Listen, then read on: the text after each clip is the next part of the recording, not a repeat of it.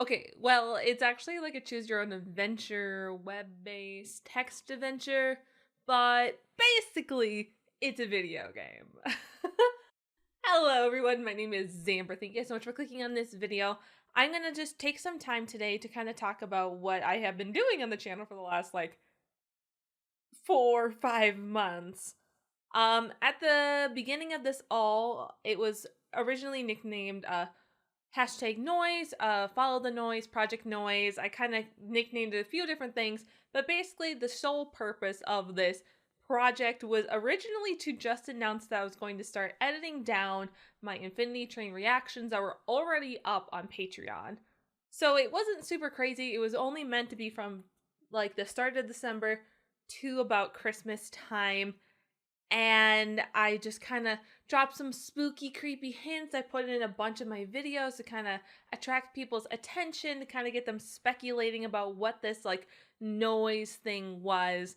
That was actually all I was going to do. I never thought during that time at the end of 2020 that I would end up making a actual text-based video game about this. That was never the intention. Of course, I had things that I had thought about doing, but of course that's a lot of work and I kind of shoved those thoughts down. But then as I kept going, I had a lot more fun. It was cool to see my Discord. Shout out to my lovely Discord. If you're not a part of it, you can check out a lot of the noise stuff over there. We've kept it all bookmarked. It'll be archived here in a little bit. But basically, seeing them get so involved, having a really fun time with this ARG was really cool. And once I finally got to the point where, we were about to finally hit the end of it, which, to preface, we probably had about 3 main points in this whole adventure. And point number 1 was I made a whole separate YouTube channel.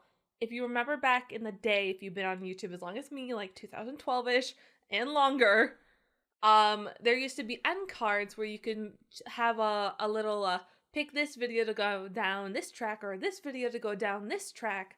I know Markiplier is very famous for doing them, but there are a lot of other creators I'm gonna forget his name, but Neil, he made the Ultimate Showdown series, song. I think he did 2 of them, but he also had kind of a click one video and you'll go down a certain track. I think it was about something with a haircut or something. But I love those. Those are things that I kind of grew up on YouTube. So I really, really, really wanted to make one of those. So I did. The YouTube channel I think is called NOISE, Noise. I think that's what it was called. I'll try to link everything down below so you can check that stuff out. But I made a whole little click the end card to go down this video track thing, which was really cool, and that got me just very hyped to watch my Discord figure that out, see people piece things together.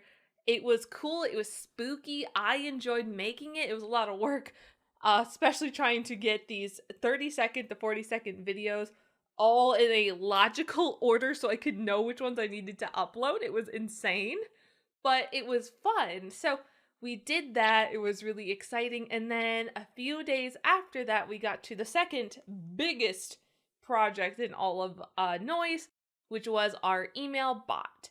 The email bot basically was meant to, and it phased into 2 parts, but basically it was meant as a way for Zamber, if you understand the story of noise so far, or have completed it, or have not yet.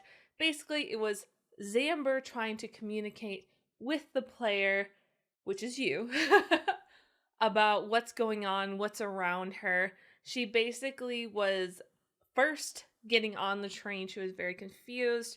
She ended up getting stuck in her memories thanks to Mirror Zamber. And so it was her communicating to the player. And you could basically ask the email bot whatever question you wanted. Now, if you didn't now, of course, the email bot is down now. After 4 months, I'm not going to keep this thing running on my computer. It's kind of wasting my internet. But essentially, there was a whole list of questions. Once again, my Discord has the whole list that you could see what the email bot would email you back Eventually it broke because we did not plan for a Hotmail account to email it, which was super interesting. It ended up breaking our whole system, which was hilarious, but very panicking. Most people just had Gmail or another very more common email, but Hotmail broke it all. So it was really funny. But essentially, you could talk to the email bot. It would spit you something back again. Of course, if you asked multiple questions, it would respond back to every question that you asked. So sometimes it sounded a little illogical, but it was really fun. We got to put some funny jokes in there. And of course, then the second part to the email bot was essentially, it started a countdown. So it started, and this was at the end of December. Basically, it would ask people what the truth was. What truth have you found during this month of me doing Project Noise? And basically what I was looking for was Infinity Train, you're talking to Zamber, and then it was, what is the special date? And that was January 1st. The intention was that this was going to be the end. Once you got it solved and you got the right answer, then email bot would shoot you out this video just kind of confirming with me kind of outside being like, I hear a train, oh, it's coming for me, like, oh, we're watching Infinity Train, ha ha ha ha ha. Like, that was it. That was just the intention, was it was done after that. But everybody seemed to really enjoy it. They were just having so much fun with it that I didn't want to stop. And that's when the wheels in my head started turning. That's when the original intention of making this choose your own adventure text-based thing came to be. And then, of course, as I started talking to my husband, I was like, how realistic is this? And he was basically like, oh, that's super easy. We can do this and this and this and this. And oh, I've got this idea. And he ran with it too, which made it like 10 times more enjoyable. Because I would kind of spit out an idea, he would spit one back at me, and then we would make this very cool system. If you have not gone over to the website yet, I highly recommend it. It turned out way better than we ever could have thought. Of course, it's not optimized, it's not balanced, because it is not a quote-unquote video game, but it is still really fun. And that's where this, like, January all the way till, like, April 5th came in. We had been working on that, so I had to kind of take a step back from being too active or working too hard on YouTube, because I was working on writing like 60 plus pages worth of text. And then at the same time, I also had to help him with making sure the structure was working well, grammar, making sure that everything was attached to the right point, because we were doing this in a URL-based system, so it got a little bit muddy. Certainly not as pretty as it could have been made up to be, but it was really fun. So we worked on that from basically January all the way into April. I remember the artist that I commissioned, Milk, I had asked them back in probably end of January for this art, and I felt so bad because we didn't end up using it till like the beginning of April. So they were probably wondering, like, what the hell, where's the art that you asked me to do? Is this even a thing anymore? Which it was, but it just took us so long to put this together. And of course, my original end date was always for the end of book 3 when we finished Infinity Train. It was just a happy coincidence that the end of this project, and by the time we finished getting caught up to Infinity Train, happened to be the same time that Infinity Train is about to restart again on April 15th. Super happy coincidence. I never in my wildest dreams would think people thought I was actually involved in book 4. Just because everything lined up way too conveniently. So I know there was a lot of people speculating that maybe I got to help on book 4 or got to do voice work or something. I didn't. Not a part of it. I just want to confirm that. But it ended up turning out so well. So our main points was the YouTube channel, and then the email bot with the second part of the countdown that you had to guess, or else the email bot would stop responding to you after 5 tries, and then the website, which the website was a special challenge. I wrote basically everything myself with a little help from my husband. He wrote 2 of the cards for me. But honestly, it was so much fun to get to write them. It was interesting because there is a lot of lore that is out there for Infinity Train. The creator has talked, Owen has talked quite a bit about his thoughts and kind of how the train works. So it was interesting trying to consume that in and take it with a grain of salt. Just because I am, not the creator. This is a fan work. So I definitely did not need to run with how the train works 100%. I did not need to do that. I tried to take in all of the actual lore, the physics of the train, and try to work it in maybe about 80% of the time. But the other 10-ish% will go 5 with whatever I wanted. But the 10%, I would say 85, 85, and then 5% for whatever I want. And then 10%, I got a little bit of inspiration from Rascal Does Not Dream of Bunny Girl. If you've seen that anime, it is really good. I still need to watch the movie. I think that one was recommended by Bubblegum on Patreon, if I remember right. Yeah. Shout out to them. But as I watched that, it actually really helped inspire me to understand where I wanted to go with the whole Zamber and Mir Zamber story.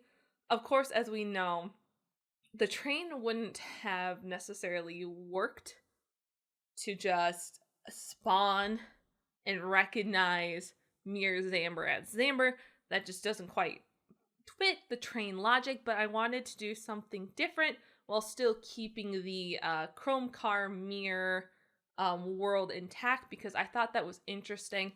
And so basically, I took a little bit of the adolescent syndrome from Rascal Does Not Dream of Bunny Girl, to which basically, if we had to identify my character in this story as having one of the adolescent syndromes, I think we would go with Futaba's, where she kind of got split in 2, where there's more reserved and a more outgoing personality. And that's what I was trying to aim for, where Zamber was now Amber, her original personality before YouTube, and then we also had Mir Zamber, who basically became Zamber, this outgoing, goofy, quirky YouTube personality. They kind of split, all because Zamber was starting to get greedy with how she wanted to get bigger on YouTube and hit that 100,000 goal, to which, yes, a little bit is inspired by my own feelings, but of course, I would never get that extreme, and I don't really go too much into detail about it in the story, but essentially it was Zamber was starting to get too obsessed with YouTube, trying to get to that goal of 100,000, and that's why in the noise videos you'll see this hand, you'll see the 100,000 on her hand, why it's there, and of course when it is flipped, that is actually Mir Zamber instead, trying to show you the parallel between the two, what have you, is why I know a lot of people pointed out to me, like, why is it on your left hand? Well, that's why, because it was Mir Zamber. When she sees Zamber, it's always the opposite. So that was kind of the plot of that. And then, of course, as I continued writing, we had to make the story cars, and that had to kind of get developed as well. We had one special token car. If we had more time, I did want to create more, especially with the companion, the party dog, Ben. I really enjoyed his cute little character and that car of the sun chasing moon. But alas, we just kind of ran out of time to be able to write a little bit more and use more companions to trigger extra cars. So the only one out there is called the Bleeding Heart token car, to which if you get the Bleeding Heart token during your time through the web-based adventure, you will, I think it was guaranteed as long as you had the token, if I remember right. But basically you would get this extra story with Zamber, to which you would get to kind of hear a little bit about a true personal story, not made up at all, but basically you would get to see a gravestone that had the person, the ghost who gave you the bleeding heart.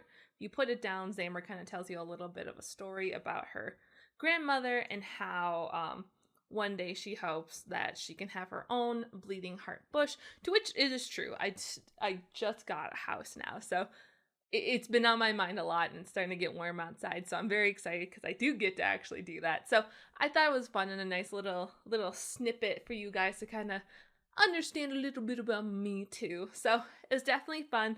And then we had a lot of random cars that we just had to make, which I would say became the difficult part of things, because I wanted to balance some of the random, not emotionally triggering cars, because there definitely is. Like, we've seen the Monster Mash car is not long, or the one that Lake went through in season 2, the fashion one, which, you know, there's not a lot to learn in those cars. You could definitely sit here and theorize and be like, well, this is the reason why. But there's a lot of random, don't make sense cars, and I wanted that to come through. And I also wanted to have these hints in my videos to help people who have seen my videos and been watching noise to be able to get through them easier. So one of them was the door car, to which I know a lot of people were struggling with. There was a hint in the video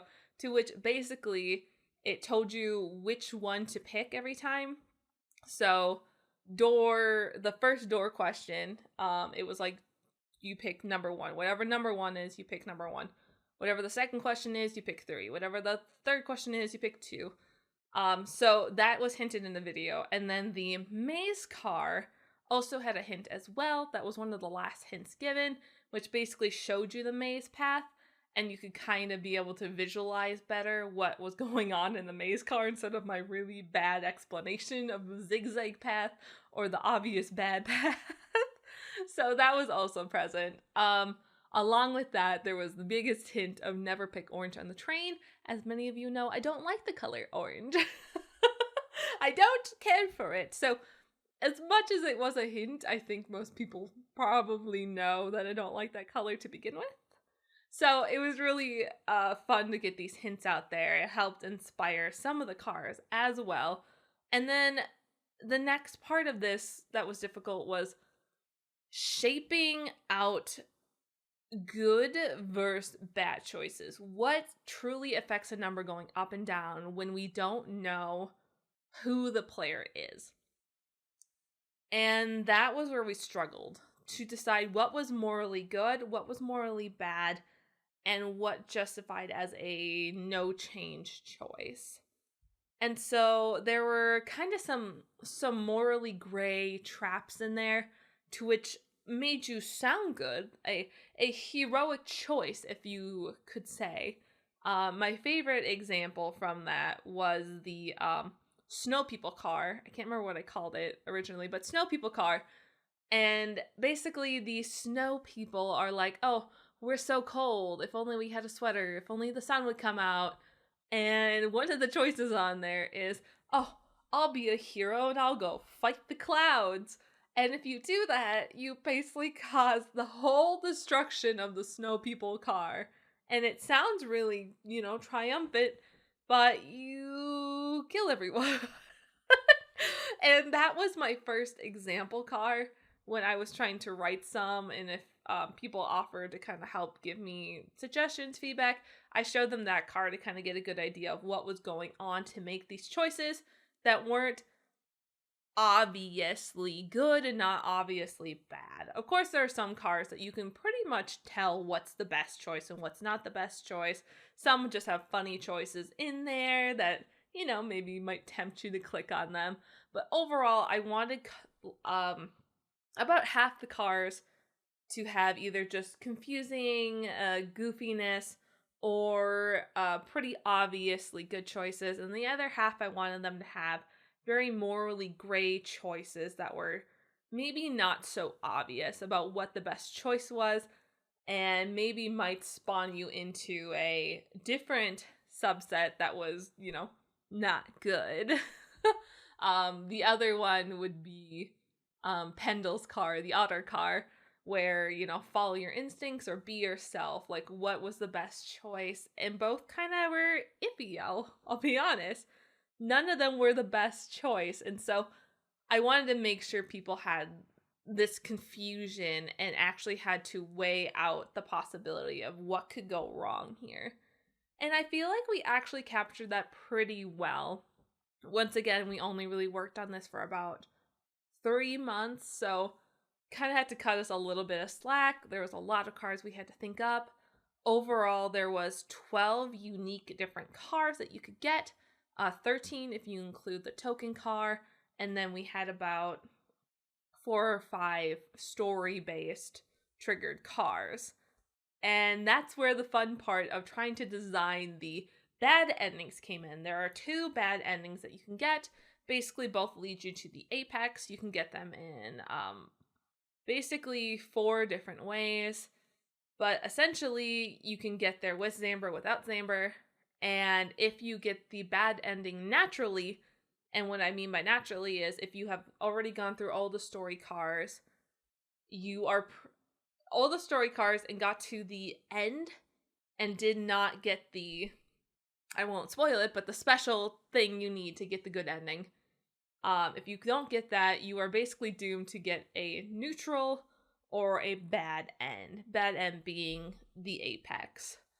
And what I loved about the bad ending naturally, which is if you don't get to the end, basically don't encounter Mir Zamber and get your number too high in the process of not getting to the end, then the bad end car becomes available to you, which is called No Good Deeds. No Good Deeds was probably the most fun car to write because I and my husband both got to design this very eerie feeling. I know a few people were like, this has kind of got some Tokidoki vibes going on, and that's kind of what we were aiming for, is this unsettling feeling of guilt for your choices. And so, number 1, we basically designed this car that you had 3 choices in the car. The first 2 basically blocked you out of choosing a good choice. So the first encounter you get in this car is that you see a picnic basket, and you can either eat the food in the picnic basket, you can kick the picnic basket over, or you can leave the picnic basket alone. But if you click to leave the picnic basket alone, it becomes all staticked out and you can no longer choose that option. And so you have to keep choosing the bad one. Of course, I would have loved to be able to make this car a little bit longer, but honestly, it was hard to slowly escalate because originally the first choice was either finding a small child and you got to comfort the small child, push the small child, or basically like yell at the small child to stop crying. And pushing a small child into a pond was pretty extreme to begin with. Just a little extreme.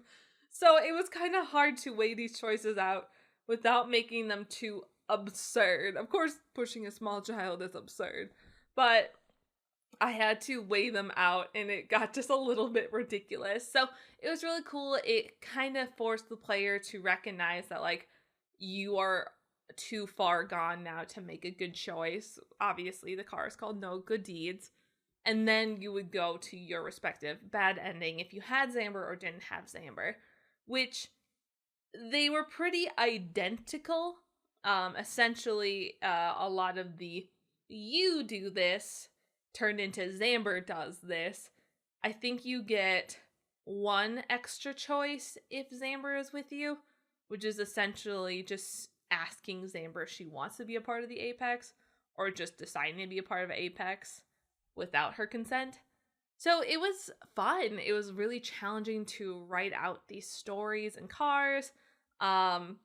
Essentially, this was just one big fanfic put into a choose your own adventure based story, which I found it super challenging, but yet really rewarding at the end of it. I know me and my husband both were just rolling on the ground, having a really fun time watching people struggle to get through it. And of course, we have the whole analytics page to see which ending is the most popular, how many people never really got to an ending and got stuck somewhere along the way because they were just in this constant path of their number going up, down, up, down, up, down, up, down, and they weren't able to progress past that because essentially the first trigger to get Zamber was to get your number to about 100.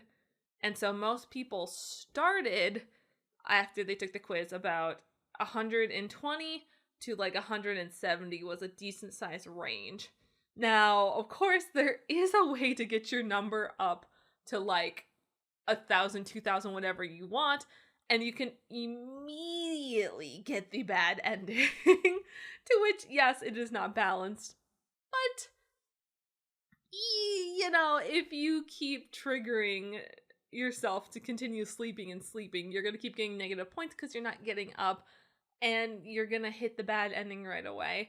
So yes, it is not optimized, but I also wanted to alert players immediately that they need to keep their number down. The whole point was to get your number down. So I had a really fun time creating this.